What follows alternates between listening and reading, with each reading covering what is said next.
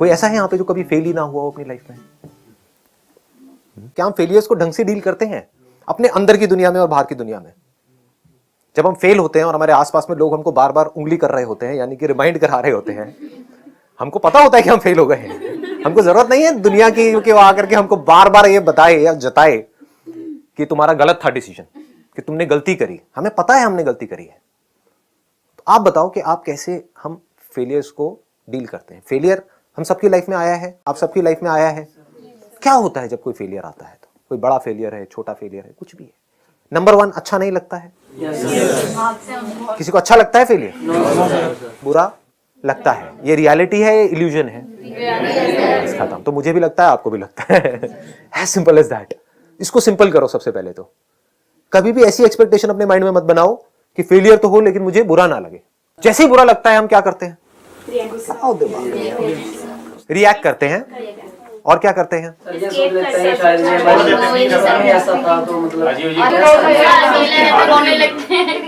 अकेले होते हैं तो रोने लग जाते हैं। रोने में कोई प्रॉब्लम है? समझ लेना इस बात को अच्छे से, मैं स्टेप बाय स्टेप आगे बढ़ रहा हूं। बुरा लगा, बुरा लगने में कोई प्रॉब्लम है? कोई प्रॉब्लम नहीं है। बुरा लगने की वजह से रोना आया, रोने में कोई प्रॉब्लम नहीं है। क्यों नहीं है? क्योंकि अगर आप नहीं रोए, उन इमोशंस को अपने अंदर दबाए रखा, तो हो सकता है पागल खाने जाओगे। तो रो लो। रोने में क्या बुराई है? बच्चों को लगती है चोट, रो पड़ते हैं। कुछ बुरा लगता है, रो पड़ते हैं, फिर हंसने लग जाते हैं। तो रोने से कैसा डरना? तो बुरा लगना इज नॉट अ प्रॉब्लम, रोना इज नॉट अ प्रॉब्लम। हमको प्रॉब्लम ढूंढनी है पहले। प्रॉब्लम क्या है? कहीं आप हो सकता है इन दोनों चीजों को प्रॉब्लम समझ रहे हो कि बुरा नहीं लगना चाहिए, मुझे फेलियर आए ना, मुझे बड़ा अच्छा लगना चाहिए। मैंने 4 साल तैयारी करी किसी चीज की करने के लिए और मैं फेल हो गई, मुझे बुरा क्यों लग रहा है? मुझे रोना क्यों आ रहा है? अरे आ रहा है, रो ना। 2 दिन तक रो, 4 दिन तक खूब रो। आंसू कितने हैं आपके अंदर? मतलब कभी तो खाली होंगे, कभी तो टैंकर खाली होगा। रो लो, अच्छे से रो लो। अब बताओ इसके अलावा हम क्या करते हैं? उसके बाद क्या करते हैं? आसपास में लोगों ने क्या किया? हम रो रहे हैं अकेले में, क्योंकि सबके सामने तो रोएंगे नहीं, क्योंकि हमारे आसपास में लोग कहेंगे ना बेवकूफ है, रो रहा है, इतना बड़ा होकर के रो रहा है, इतनी बड़ी होकर के रो रही है। और लड़कों के लिए ज्यादा बड़ी प्रॉब्लम है, लड़का होकर रो रहा है। हमें लड़का होकर के हमारी आंखें हो सकती है तो आंखों में से पानी नहीं आ सकता क्या? मतलब सोचने वाली बात है ये। समझ गए ना? तो कितना प्रेशर होता है कि अकेले में तो हमारी वॉट लगी हुई है, दुनिया के सामने हम ऐसे दिखा रहे हैं, नहीं हमें कोई फर्क नहीं पड़ रहा है। ऐसा करते हैं नहीं करते हैं? क्या हम एक्सेप्ट करते हैं फेलियर को? क्या हम फेस करते हैं फेलियर को? नहीं करते। क्या करते हैं? एक्सक्यूज देने लग जाते हैं। Unlimited excuses. नहीं, एग्जाम मुश्किल था, मैं क्या करूं? इस साल ही एग्जाम मुश्किल था, ये साल सबसे टफ आया था। या फिर अगर कहते हैं कि नहीं इस साल ना एग्जाम बहुत ज्यादा इजी आ गया था, हर साल टफ आता है, मैंने टफ के हिसाब से तैयारी करी थी तो परसेंटेज इतनी ज्यादा हो गई। समझ गए? क्योंकि इतना आसान था तो परसेंटेज इतनी ज्यादा हाई हो गई, मेरा इस वजह से एडमिशन नहीं हो पाया। तो दोनों तरफ से आप एक्सक्यूज दे रहे हो। एग्जाम आसान है तब भी, मुश्किल है तब भी, आपके पास दोनों तरफ से एक्सक्यूज रेडी है। एक्सेप्ट नहीं करते हैं, भागते हैं फेलियर से, ब्लेम करते हैं। किसको ब्लेम करते हैं? किसी को भी ब्लेम करने लग जाते हैं। ब्लेम करने के लिए पूरी दुनिया पड़ी है, करते रहो ब्लेम, किसी को भी करते रहो अपने फेलियर। इस सब से क्या होता है? ये सब सही है गलत है? ये सब गलत है। पकड़ में आ रही है ना बात? ये क्या सही है क्या गलत है? या तो हम अपने फेलियर से भागें, उसके बारे में बात ही ना करें। करते हैं ऐसा? नहीं करते हैं। जब ग्रुप में होते हैं, कोई बात कर रहा होता है तो हम कहते हैं टॉपिक चेंज करो। या अगर कोई भी जरा से भी उस टॉपिक को छेड़ता है तो अच्छा नहीं लग रहा होता है अंदर से, हम उठ करके वहां से भागते हैं। कई बार ईगो हर्ट होता है, कोई मजाक उड़ा रहा होता है तो ईगो हर्ट होता है। यानी हम क्या कर रहे हैं? फेस नहीं कर रहे हैं ना उस फेलियर को।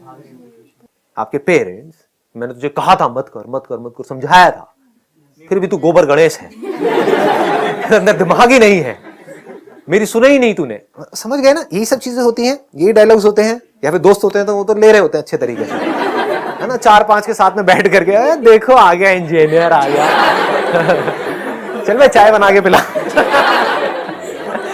कुछ तो काम आएगा तेरे को, इंजीनियरिंग वाली चाय पिला दे। ऐसे होता है ना, यही सब बातें हो रही होती है। मतलब अच्छे तरीके से मजाक उड़ा। और हम क्या कर रहे होते हैं? हम या तो उन दोस्तों से दूर भागने लग जाते हैं, फेस नहीं कर रहे हैं, लड़ाई हो जाती है। समझ पा रहे हो ना हम क्या गड़बड़ कर रहे हैं? इस सबसे क्या होगा? अंदर फ्रस्ट्रेशन और बढ़ेगी या कम होगी? बढ़ेगी। फ्रस्ट्रेशन का डायरेक्ट लिंक किससे है? एक रेस्टलेस माइंड। माइंड और रेस्टलेस होगा या माइंड पीसफुल होगा? रेस्टलेस हो जाएगा, गिल्टी फील करेगा, गिल्ट आएगा माइंड के अंदर। उस रेस्टलेस माइंड से क्या आप अच्छे से अपनी लाइफ को एक डायरेक्शन दे पाओगे, या फिर एक पीसफुल माइंड से? पीसफुल माइंड से। तो अब पीसफुल माइंड का कनेक्शन किससे है? Step 1, face it completely with 100% of your heart and mind.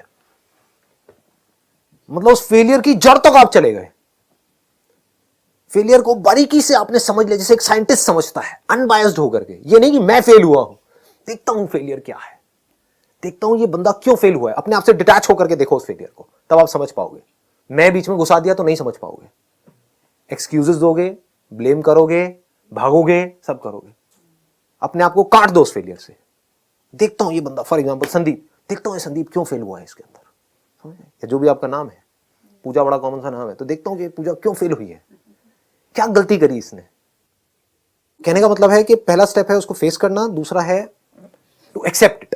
कि अब हमारे सामने चाहे एक बंदा है, चाहे 1000 है, चाहे लाख बंदे हैं, वो आकर के अगर हमारी तरफ उंगली करते हैं, कहते हैं कि हाँ भाई तू फेल हो गया, तू फेल हो गई। हाँ मैं फेल हो गया, हाँ मैं फेल हो गई इस काम में, लाइफ में नहीं। I accept, you faced it completely, and you can accept only if you face it. If you don't face it, you will never be able to accept it. Then step 3 is learn from it. Most important, मतलब अगर आप fail हुए और उससे आप ढंग से सीख जाओ तो आप ग्रो कर गए, तो उस काम को करने का जो पर्पस था वो पूरा हो चुका है। क्योंकि पर्पस ही आप गलत बनाते हो अपनी लाइफ का, क्योंकि कभी कोई बैठ करके समझता नहीं है लाइफ को, ना कोई समझाता है कि लाइफ का पर्पस क्या है। लाइफ का पर्पस ये नहीं है कि हमको कुछ पाना है, क्योंकि कुछ पा भी लिया आपने। जैसे अपनी लाइफ से रिलेट करना इस चीज को, अगर समझ पाओ तो। मैं थ्योरेटिकल बात नहीं कर रहा हूं, बड़ी प्रैक्टिकल सी बात कर रहा हूं। लाइफ का अगर आप गोल ये बनाते हो कि मुझे ये पाना है, तो वो जैसे ही आप पा लेते हो तो कुछ दिन तक तो अच्छा लगता है, उसके बाद में यूज्ड टू हो जाते हो। फिर तो कहने का मतलब है, अगर आपने लाइफ का गोल ये बनाया कि पाना है, तो जो भी आपने पाया, पता नहीं कितने साल स्ट्रगल करके, उसके बाद में जो आपको मिला, उसका मजा कुछ देर के लिए रहने वाला है, कुछ दिन के लिए रहने वाला है। तो क्या ये समझदार तरीका है जिंदगी को जीने का? तो अगर लाइफ का गोल आपने पाने खोने से हटा करके, थ्योरेटिकली नहीं प्रैक्टिकली समझ करके बना दिया कि मैं अंदर से क्या बन रहा हूं, वो इंपॉर्टेंट है। कि मैंने ये पाया, तो जो पाया वो तो गया, जो खोया वो भी गया, लेकिन इसकी वजह से मैं अंदर से क्या हो गया, that should be the goal. ये गहरी बात है, अगर आप इसको पकड़ पाओ तो। बाहर आप फेल हो रहे हो, that is not important. Successful हो रहे हो, दैट इज नॉट इंपॉर्टेंट। उसकी वजह से अंदर से क्या बन रहे हो, दैट इज इंपॉर्टेंट। समझ रहे हो? मतलब अंदर से कैसा बनना है लाइफ में, कि अब चाहे कुछ भी हो जाए, मेरे अंदर से डर पूरी तरह से निकल गया है। सब कुछ जीरो भी हो जाए तो मैं दोबारा ऐसे सब कुछ दोबारा से खड़ा कर दूंगा। ऐसा बनने में मजा है, या बस किसी तरह से जुगाड़ करके, ये करके, वो करके, कहीं पे घुस गए, कहीं पे जॉब में, और बस इसी डर में जी रहे हो कि मुझे निकाल दिया तो पता नहीं मेरा क्या होगा। ऐसी नहीं है हमारी लाइफ। चाहे वहां से 50,000 आ रहा है, चाहे लाख आ रहा है, चाहे 2 लाख आ रहा है, उसी हिसाब से खर्चे बांध लिए हैं। अंदर से सबकी फटी पड़ी है, मतलब सबकी लगी सब। हाँ, मतलब अंदर से सबकी हालत टाइट है कि समझ गए ना, अंदर से डरे हुए हैं, मुझे निकाल दे तो क्या होगा। मैं किस लाइफ की बात कर रहा हूं? अगर इस तरह से आप जी पाए, समझ पाए, अगर इन स्टेप्स को समझ करके, कि if you face your failures, if you accept it completely, and if you learn from it deeply, तो आपको समझ आया कि मैं पहले से ग्रो कर गया हूं। जब मेरी लाइफ में फेलियर नहीं आया था तो मैं x था, मान लो, अब मैं 2x हो गया हूं। या version is a better word, आज की डेट में एप्स के वर्जन आते हैं ना। तो earlier I was 3.0, now I am 4.0 because of this failure. Otherwise I would have been 3.0 for my entire life, मरते दम तक 3.0 को जलाया जाता, लेकिन अब, या गाड़ा जाता, व्हाटएवर। लेकिन अब क्या होगा, जैसे से वर्जन मेरा बढ़ रहा है, क्योंकि अभी तो बहुत टाइम है जलने में या गढ़ने में, तो तब तक वर्जन होगा, मान लो 100। अरे 100 क्या, 100 कोई वर्जन होता है? It's going to be million point whatever, infinity. ये आया मजेदार वर्ड, किसने बोला? हाँ, ये है ना मजा, इंफिनिटी। किसको जलाया जा रहा है, किसको गाड़ा जा रहा है? इंफिनिटी को। इसको वर्जन क्या है? इंफिनिटी। समझे? आया मजा? ये लाइफ जीने में मजा है? या वर्जन 1.0 वो कब बना? जब इस कॉलेज से इसको डिग्री मिली। मरा कब? 1.0। तो मतलब वो एक्चुअल में पहले ही मर गया था। जब वो वर्जन, आप समझ गए, या 1.0 से मान लो 2.0 बन गया था, तो 2.0 पे ही वो मर गया था, खत्म। कुछ उसके बाद में कुछ हुआ ही नहीं, कुछ भी इंटरेस्टिंग नहीं हुआ है उसकी लाइफ में। एनीहाउ, यहां तक पकड़ में आ गई बात? तो लास्ट स्टेप क्या है? Grow out of it. कैसे मतलब जब सीख लिया तो grow out of it? Grow out of it इस एटीट्यूड से, जिस एटीट्यूड की मैं बात कर रहा हूं। जो भी आपने किया, अगर एक बहुत ही कन्फाइंड नजरिए से उसको देखा तो क्या हुआ कि मुझे ये करना था, क्यों? क्योंकि मुझे ये चाहिए था, वो मुझे नहीं मिला और मैं फेल हो गई। इसी को फेलियर बोलते हो आप? मैं किसकी बात कर रहा हूं? मुझे ये करना था, जो चाहिए था, ठीक है वो तो चाहिए ही था, बट वो मिले ना मिले, that was not my purpose, that was my goal, but that was not my purpose. Goal और पर्पस में फर्क समझ आ रहा है? गोल वॉज कि मुझे ये काम करना है ताकि मुझे ये अचीव करना है, इसमें कोई बुराई नहीं है।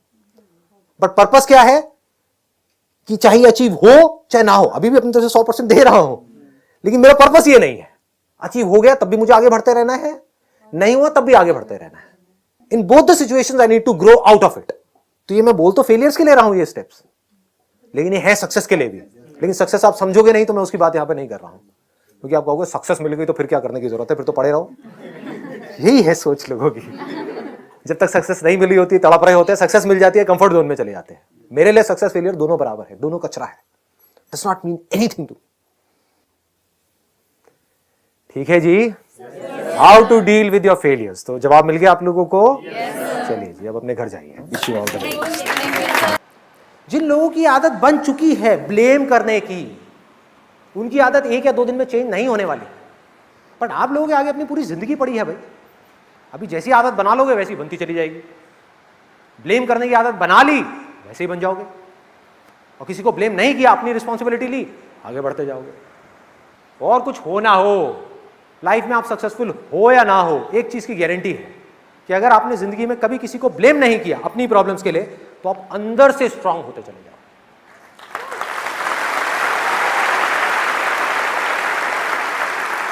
अंदर से ग्रो कर जाओगे। एक है बाहर की ग्रोथ, जो है दुनिया की नजर में। जरूरी नहीं है जो आदमी बाहर से ग्रो कर गया, यानी फाइनेंशियली सक्सेसफुल हो गया, उसको नाम मिल गया, फेम मिल गया, पैसा मिल गया, जरूरी नहीं है वो अंदर से सक्सेसफुल है, जरूरी नहीं है अंदर से वो खुश है, जरूरी नहीं है वो अंदर से भी ग्रो कर रहा है। लेकिन जो अंदर से ग्रो कर गया ना, वो जी रहा है, बाहर उसके पास में कम जी रहा है। अब अगर इसके हम और एक स्टेप आगे बढ़ते हैं, तो यहां पर कितने पेरेंट्स हैं? अभी जो पेरेंट्स बैठे हैं, मुझे लग रहा है बैठे भी होंगे तो अपने हाथ ऊपर नहीं करें, नाराज हो गए मुझसे।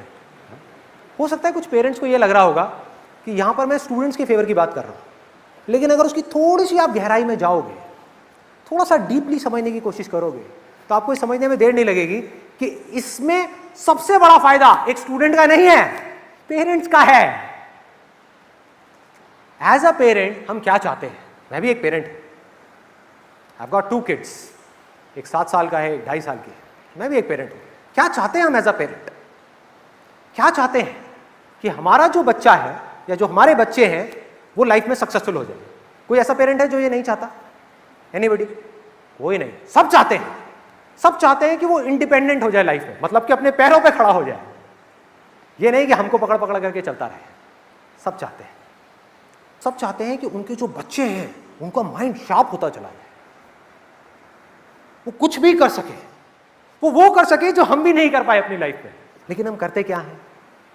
जब भी हमने फोर्स किया अपने बच्चों को कुछ भी करने के लिए, अब ये जो मैसेज है ये पेरेंट्स के लिए है। अगर मैं आपको अपना एग्जांपल दूं, तो मुझे ये कहने में बिल्कुल भी झिझक नहीं होगी कहीं पर भी, पूरी दुनिया के सामने, कि I am proud of my parents, I love my parents. इसलिए नहीं कि मेरे पेरेंट्स ने मुझको बहुत कुछ दिया, अरे मिडिल क्लास बैकग्राउंड से क्या देंगे, क्या देंगे? तो इसलिए नहीं कि उन्होंने मुझे बहुत कुछ दिया या मेरे लिए बहुत कुछ किया। क्या किया? सब करते हैं, उसमें क्या नई बात है? मैं अपने बच्चों के लिए कर रहा हूं, बाकी ये पेरेंट्स अपने बच्चों के लिए कर रहे हैं, उसमें क्या नई बात है? तो मैं उनको इसलिए नहीं इतना प्यार करता हूं, इतनी रिस्पेक्ट करता हूं कि उन्होंने मुझे कुछ दिया है या मेरे लिए कुछ किया है, बल्कि इसलिए करता हूं क्योंकि जिंदगी में कभी भी उन्होंने मुझे कुछ भी करने के लिए फोर्स नहीं किया। नेवर। फोर्स नहीं किया।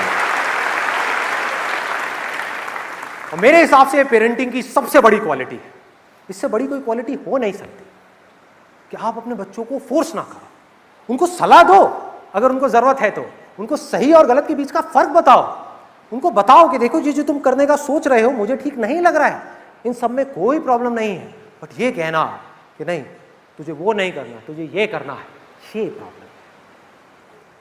अपने पैरों पर खड़े होने का मौका ही ना देना, उठा करके उनको बैसाखियां दे देना कि लाइफ में कभी भी कुछ भी करना है, हाँ पापा, हाँ मम्मी, क्या करूं, कुछ समझ नहीं आ रहा। ऐसे बहुत लोग हैं, बहुत लोग हैं। एक और एग्जांपल देता हूं, अभी जो मैंने आपको रिलेशनशिप्स का एग्जांपल दिया है कि अगर आप एक लड़की हो, आप किसी को प्यार करते हो, उसके लिए मना कर दिया आपके घर वालों ने शादी करने के लिए, और जबरदस्ती आपकी कहीं पर और शादी करा दी। आपने अपने पेरेंट्स से बस इतना पूछा कि आप गारंटी लेते हो कि ये जो लड़का है वो सही निकलने वाला है, लिख के दो। तो उसके पापा ने लिख करके उसको गारंटी दे दी और उस लड़की की शादी हुई। पेरेंट्स खुश, जो चाहते थे वो हो गया। 1 दिन निकले, 2 दिन निकले, 3 दिन, 4 दिन, क्या लगता है टेम्पररी बेसिस पे तो बड़ा अच्छा लग रहा है पेरेंट्स के पॉइंट ऑफ व्यू से, लॉन्ग रन में पेरेंट्स के लिए अच्छा है या बुरा है? बुरा है। अब हमको ये देखना है क्यों बुरा है, क्योंकि उस लड़की के हाथ में पावर आ गई, वो जब चाहे जो चाहे कर सकती है, क्योंकि उसके पास में राइटिंग में एक गारंटी का वो लिखा हुआ है, गारंटी सर्टिफिकेट है। भैया लड़का जो आया है वो गारंटी से आया है, घर वालों ने गारंटी ली है, अभी तो उसने शादी करी, नहीं तो क्यों करती। और ये मैं आइडिया भी दे रहा हूं आप लोगों को कि हाँ, सिंपल आइडिया है कि जिनके पेरेंट्स ज्यादा फोर्स करें उनको बोलो राइटिंग में दो, स्टैम्प पेपर पे लिख के दो, साइन करो, हा? बाद में बहुत काम आएगा आपके, मैं बताता हूं कैसे। अब उस लड़की के हाथ में देखो कितनी पावर है, और पेरेंट्स जो है वो कितने हेल्पलेस है। उस लड़की को फोन घुमाना है अपने घर में, 4 दिन हो गए शादी को, फोन घुमाया, छोटी सी प्रॉब्लम आ गई, अरे प्रॉब्लम आनी है। कोई ऐसा है यहाँ पे जिसकी शादी हुई हो और आज तक कोई प्रॉब्लम ना आई हो? कोई ऐसा है जिसकी शादी हुई हो और आज तक हजारों प्रॉब्लम ना आई हो? एक भी नहीं है। यानी कि हर दूसरे दिन कोई ना कोई प्रॉब्लम आनी ही आनी है। तब ये लड़की क्या करेगी, इसके पास में गारंटी कार्ड है, प्रोडक्ट खराब हो जाए तो क्या करोगे, ला फोन घुमाओ कंपनी में।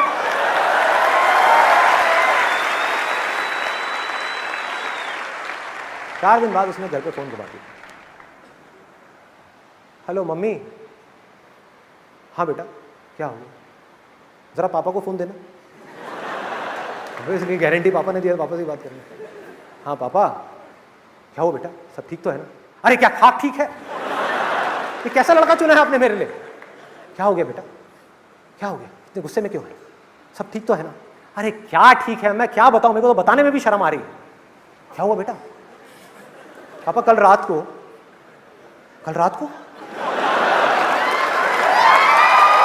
क्या हुआ कल रात को? क्या हुआ कल रात को? उसने कुछ गलत तो नहीं किया? अरे गलत क्या, सारी हदें पार कर दी। क्या बोल रही है? मुझे पता बेटा, मैं देखूंगा, मेरा प्रोडक्ट है, मैंने गारंटी ली है, मैं देखूंगा, तू टेंशन मत ले। क्या हुआ बेटा, क्या बात हुई? पापा कल रात को मैं जब अपने कमरे में गई, वो नाइटी पहन करके जो मम्मी ने मुझे दिलाई थी, तो उसने पता है क्या कहा? क्या कहा बेटा? उसने कहा कि तुम इसमें डार्लिंग थोड़ी सी मोटी लग रही हो। आज तक आपने और मम्मी ने मुझे कभी मोटी नहीं बोला, ये कौन होता है मुझे मोटी बोलने वाला? मैं नहीं छोड़ूंगी इसको, मैं इसको कोर्ट तक लेकर के जाऊंगी। अच्छा खासा मैं आपको कह रही थी, एक बार नहीं मैंने आपको 10 बार कहा कि करा दो मेरी शादी संदीप महेश्वरी से।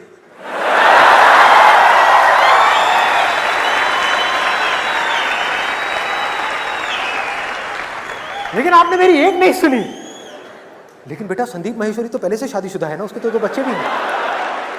अरे तो क्या एक ही संदीप महेश्वरी है क्या इस दुनिया में?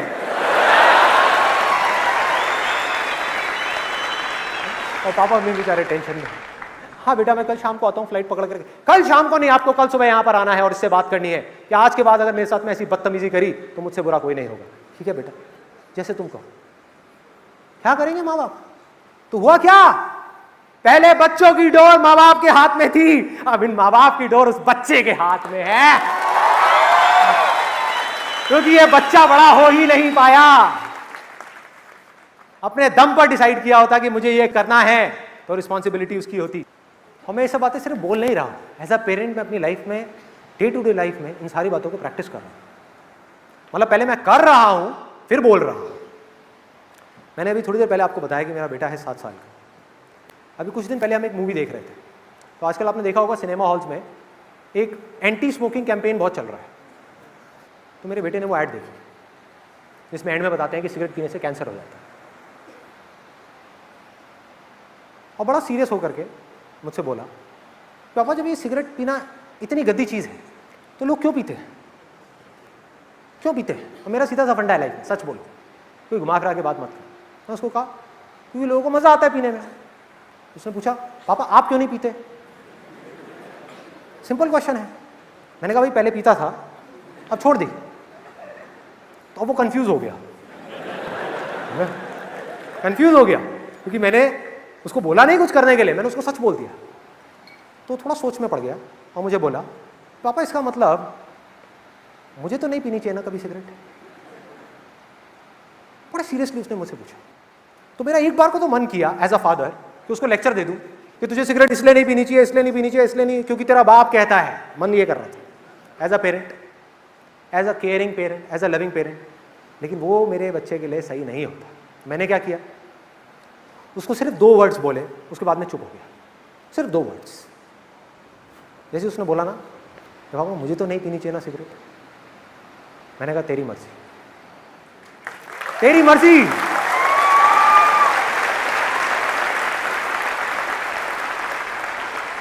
और उसके बाद मैंने ऐसे शो किया जैसे मैं उसकी तरफ नहीं देख रहा, मैं स्क्रीन की तरफ देखने लगा, वो हंसने लगा, पॉपकॉर्न खा रहा। उसके 2-3 सेकंड बाद मैंने उसको देखा, उसका ध्यान स्क्रीन से हट गया था, उसका मुंह नीचे था और कुछ सोच रहा था। वो कुछ सोच रहा था, 7 साल का बच्चा कुछ सोच रहा था। और जैसे मैंने ये चीज देखी, तो मुझे इतनी खुशी हुई अंदर से कि मैं आपको वर्ड्स में एक्सप्रेस नहीं कर सकता। क्योंकि एज अ पेरेंट मेरी सबसे बड़ी रिस्पॉन्सिबिलिटी क्या है कि ये जो मेरा बेटा है या मेरी बेटी है वो अपने बारे में, अपने सही और गलत के बारे में खुद सोचने लग जाए।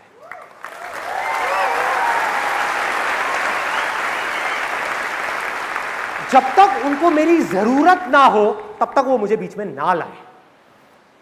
मेरी जरूरत पड़े तो आकर के मुझसे पूछे, मुझसे बात करें, लेकिन मेरी जरूरत नहीं है, खुद सोचें, खुद करें जो उनको करना है। तो ये था from the point of view of parents. अब बात करते हैं स्टूडेंट्स के पॉइंट ऑफ व्यू से।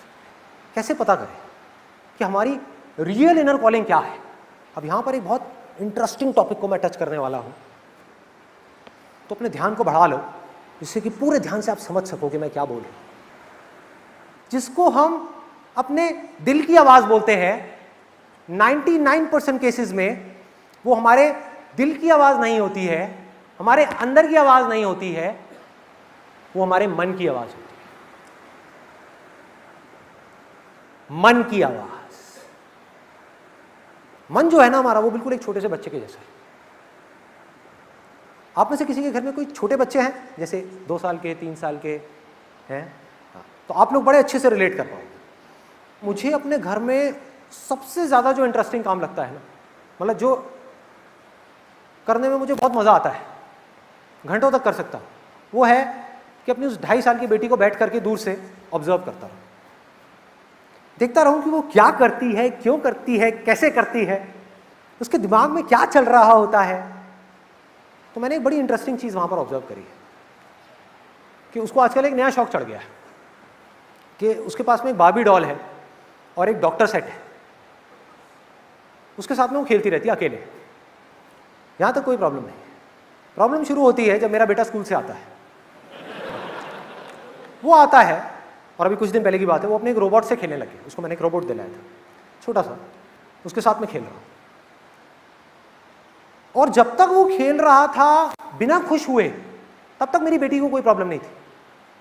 इसको ध्यान से समझना, because I am going in the depths of mind कि हमारे माइंड कैसे काम करता है। आपकी लाइफ काम करती है आपके माइंड से, और अगर आपको माइंड समझ आ गया तो आपको लाइफ समझ आ गई।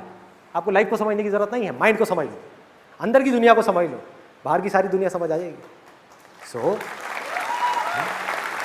बारीकी से देखना जो चीज मैं बोल रहा हूं, पेशेंटली, आराम से समझना।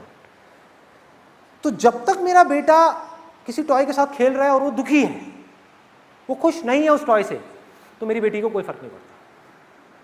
जैसे ही वो बेटा एक्साइटेड होने लग जाता है, बड़ा खुश हो जाता है, मतलब हंस रहा है, उछल रहा है, कूद रहा है, ये सारे काम कर रहा है, तो मेरी बेटी का ध्यान अपने टॉय से हट जाता है, उसके रोबोट की तरफ चला जाता है।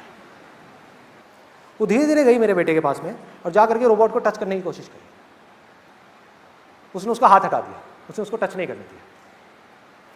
उसके बाद उसने पूरा घर सर पे उठा लिया, मेरी 2.5 साल की बेटी ने, रो रो करके कि मुझे वो रोबोट चाहिए, मुझे वो चाहिए, मुझे वो चाहिए, मुझे वो चाहिए, मुझे वो चाहिए। और तब तक रोती रही जब तक उसको मिल नहीं गया। हम सबको अपने हथियार डालने पड़े, उसको उठा करके वो रोबोट दे दिया। अब अपने रोबोट को ऐसे पकड़ा कस के, और बड़े स्टाइल से हम सबको देख रहे कि मैं जीत गई और तुम सारे बेवकूफ हो, तुम सब हार गए।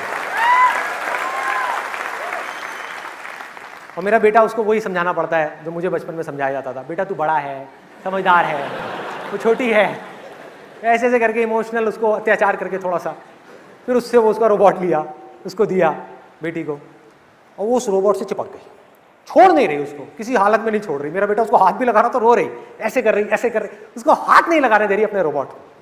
वो रोबोट जो कुछ देर पहले तक उसका नहीं था, अब वो उसका हो गया। मैंने इस पूरे खेल को देखा, मेरे को समझ आ गया क्या है खेल। मैंने अपने बेटे को बोला, मैंने कहा एक काम को चेस लेकर के आ, तो मैं उसके साथ चेस खेलने लगा।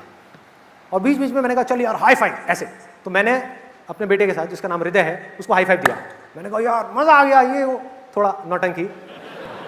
उधर वो जो बेटी थी जो अपने रोबोट के साथ बैठी थी, उसका ध्यान गया हमारी तरफ, ये इतने खुश क्यों लग रहे हैं ये दोनों।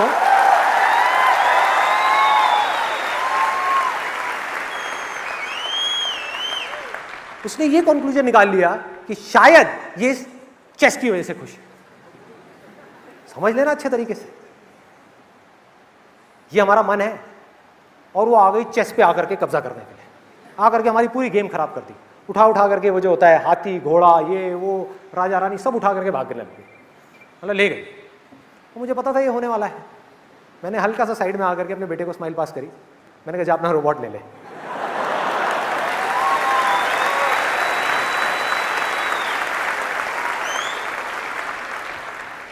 बच्चे को कोई खिलौना चाहिए, हमारे मन को भी कुछ चाहिए। क्या अच्छा लगता है मन को? वो जिसमें कोई दूसरा इंसान बहुत खुश है। तो हम ये कंक्लूजन निकाल लेते हैं कि वो इस वजह से खुश है क्योंकि उसके पास में ये है।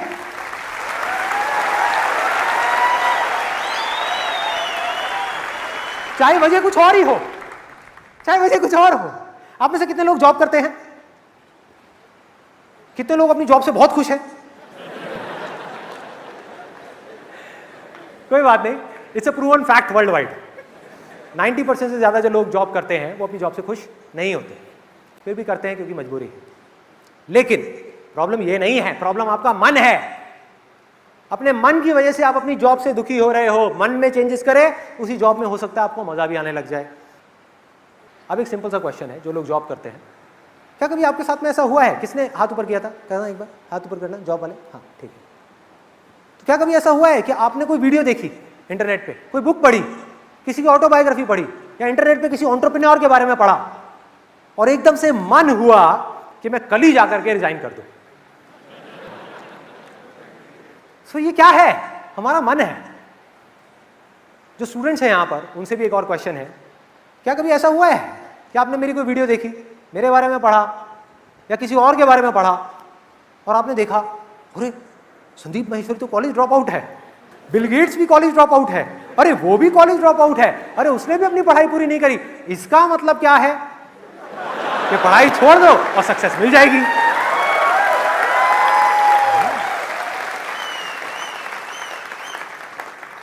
अरे वो बिजनेस कर रहा है, वो बहुत खुश है, तो इसका मतलब वो बिजनेस की वजह से खुश होगा। तो इसका मतलब क्या है? जॉब छोड़ दो, बिजनेस कर लो और मुझे खुशी मिल जाएगी। बच्चों जैसी सोच है ये हमारा मन है जो एक खिलौने को पकड़ता है, दूसरे को छोड़ता है। और मजे की बात पता है क्या है? ज्यादातर लोग जो जॉब छोड़ देते हैं ना जोश जोश में, और बिजनेस करने लग जाते हैं, कुछ दिन बाद वो जॉब के बारे में सोचने लग जाते हैं। तो मैं क्या कर रहा हूं, मैं आपको क्या डिमोटिवेट कर रहा हूं? अरे नहीं, मैं आपको रियलिटी से रूबरू कर रहा हूं, जिससे कि आप जो भी डिसीजन लो वो करेक्ट डिसीजन हो, सही डिसीजन हो, सोच करके समझ करके लिया हुआ डिसीजन हो। क्योंकि मेरा मकसद है रियलिटी के बेस पे बात करना, आपको मोटिवेट नहीं करना, आपकी जो थॉट प्रोसेस है उसको क्लियर करना।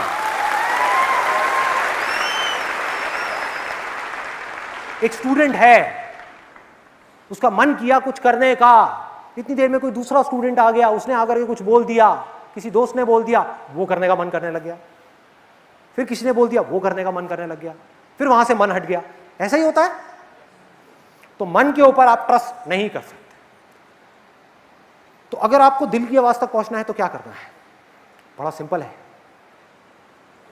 आपका मन कर रहा है जॉब छोड़ने का, आपका मन कर रहा है पढ़ाई छोड़ने का, आपका मन कर रहा है कोई काम करने का, कल मत छोड़ो, कल पढ़ाई मत छोड़ो, कल जॉब मत छोड़ो, 7 दिन के लिए रुक जाओ, वेट फॉर 7 डेज।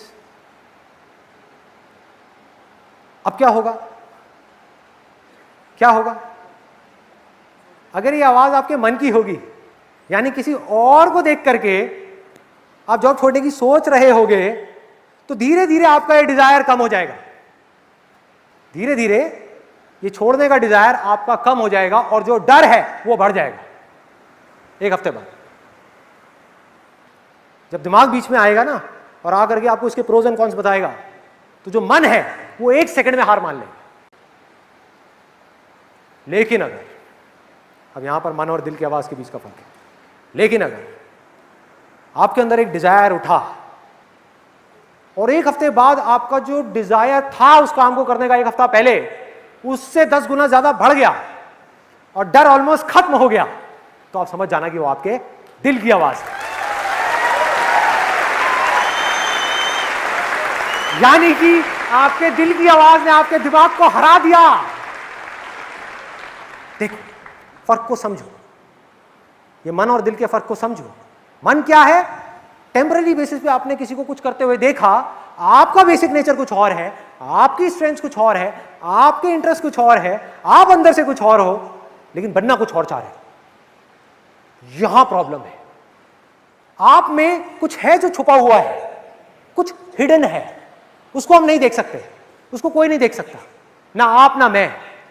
लेकिन अगर कोई ऐसा डिजायर हो, कोई ऐसी इंट्यूशन हो जो वक्त के साथ में बढ़ती ही चली जा रही है और उसकी वजह से डर कम होता चला जा रहा है, तो समझ लेना कि आपके अंदर का जो इनर पोटेंशियल है वो बाहर आना चाह रहा है, वो अपने आप को एक्सप्रेस करना चाह रहा है। कुछ है जो आप बन सकते हो, वो कह रहा है कि कर दे। इंट्यूशन कह रही है कर दे।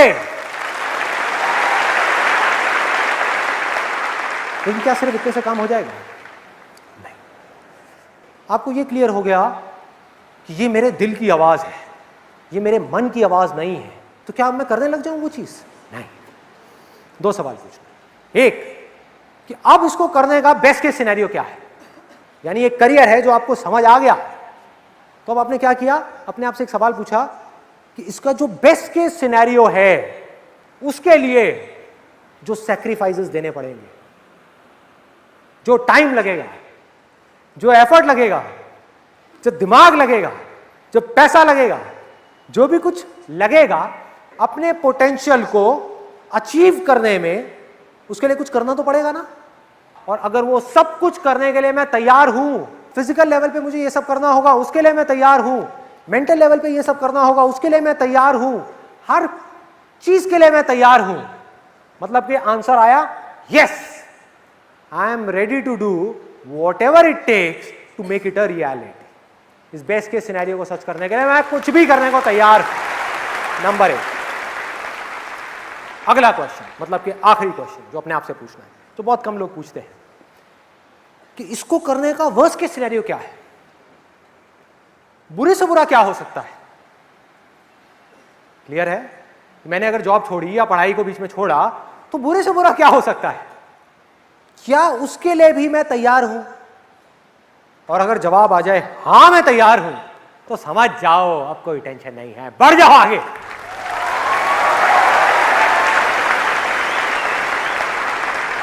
यानी ये आवाज आपके दिल की है, आपके बेसिक नेचर से लिंक हो रही है, आपकी स्ट्रेंथ से लिंक हो रही है, आपके पैशन से लिंक हो रही है, आपका इंटरेस्ट भी है इस काम को करने में, और ये आपको सही भी लगता है। इस काम को करने के लिए जो सैक्रिफाइसेस आपको देने पड़ेंगे उसके लिए भी आप तैयार हो। और इतना ही नहीं कि अगर इस काम को करने के चक्कर में आप बुरी तरह से फेल भी हो गए और इस पूरी दुनिया में आपका मजाक उड़ा, उसके लिए भी आप तैयार हो। यानी कि आपको एक बात समझ आ गई है कि वर्स्ट केस सिनेरियो क्या है कि मैं इस काम में फेल हो गया। अरे तो भैया एक काम में ही तो फेल हुआ हूं, जिंदगी में थोड़ी फेल हुआ हूं, लाइफ में नहीं फेल हुआ। तो सीखा है ना, अंदर से ग्रो किया ना, मेरे अंदर ये करेज आया ना कि फेल होने के बाद भी वो भयानक सपना यानी कि वर्स्ट केस सिनेरियो वो सच होने के बाद भी अगर आपके अंदर से आवाज आई, क्या फर्क पड़ता है, मैंने किया ना जो मैं करना चाहता था, अरे इतना ही बहुत है, इतना ही बहुत है।